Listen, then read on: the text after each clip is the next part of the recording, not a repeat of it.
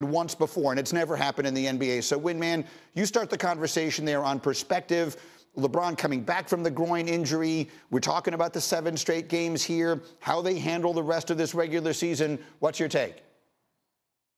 Yeah, I think the groin injury is what you're worried about because LeBron has had some soft tissue injuries over the last few years when he's been overused. I'm not worried about the scoring. You can really tie that to a slump in three-point shooting.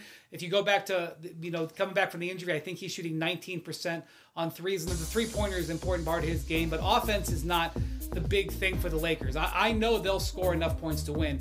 I want to see how they defend. And LeBron's defense has been good despite coming back from that groin injury. But that's what you're worried about. You're worried about overuse. And the thing about it is the Lakers' depth isn't tremendous. And you are going to need...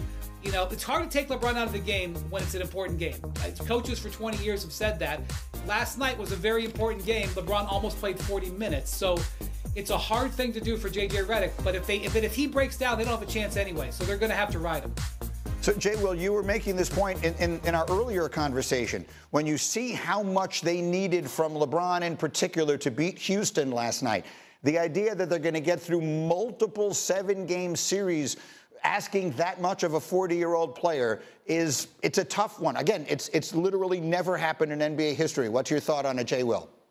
Well, that's why I don't think the Lakers are going to come out of the West. And it's just not a LeBron thing. I think it's a team thing defensively due to the lack of personnel that typically they would need. I think they're still a piece away from getting over the hump. And it's the wear and tear and the cumulative effect of the war of attrition that you saw what they had to exert last night on the defensive end. And if that's happening against Houston, they're going to need more of that against OKC. And they're going to need LeBron, Luka, and AR to... general, it's your centerpiece guys. Like, can you bank on that sort of efficiency from your role players as you go through a series? Because last night required the Lakers to play in a way, as far as their engines, that we are not accustomed to them playing offensively. Yeah, and to Monica, the point, Houston played zone last night. It's not like they were in their face.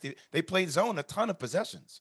And to circle back to the point Wendy made at the beginning about the importance of home court advantage, my old buddy Jalen Rose always used to say to me, role players always play better at home than they do on the road. You can count on LeBron and Luka anywhere on planet Earth, but those guys tend to play better at home, so home court advantage could become critical. We'll see if the Lakers can hold on to 4, maybe even get up to 3.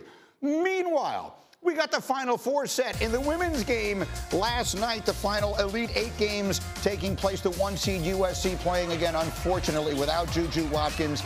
Taking on the 2-seed UConn. Juju there in spirit in every conceivable way, but this night belonged, Monica, to Paige Beckers. She's coming off of a 40-piece to get her team into the Elite 8, and so she's going to, spoiler alert, finish this one with 31 and 6 assists to help hold on to 4, maybe even get up to 3.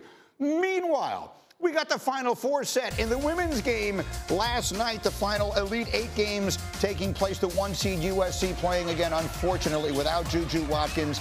Taking on the 2-seed UConn. Juju there in spirit in every conceivable way, but this night belonged, Monica, to Paige Beckers. She's coming off of a 40-piece to get her team into the Elite 8, and so she's going to, spoiler alert, finish this one with 31 and 6 assists to help UConn get past USC. Paige Beckers locked in as a scorer.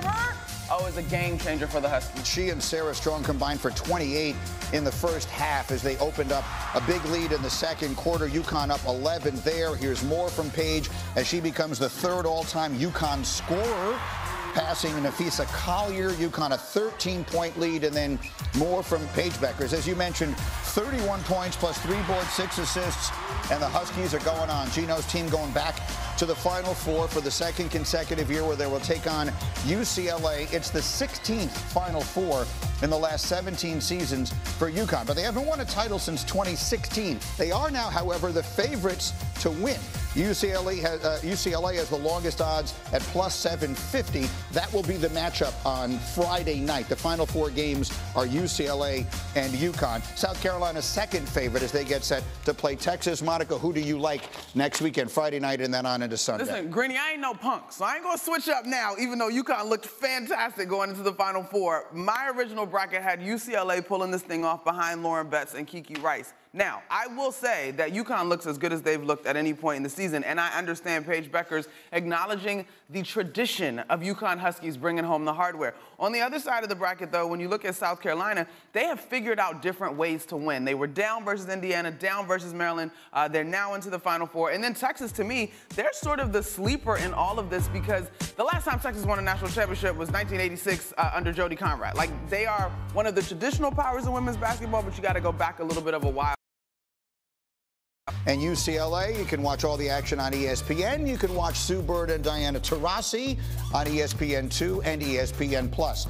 Hey, by the way, can I get Louis Riddick? I think Lauren Betts is that dynamic, that supporting cast around her, Jaquez Rice, Coach Corey Close. I think there's a variety of ways that they can play on both sides of the ball that make them a threat in this. That will be the matchup on Friday night. Let me show you when the games are. Again, the Final Four Friday here on ESPN. Texas and South Carolina are the early game at 7 Eastern, followed by UConn and UCLA. You can watch all the action on ESPN. You can watch Sue Bird and Diana Taurasi on ESPN2 and ESPN+.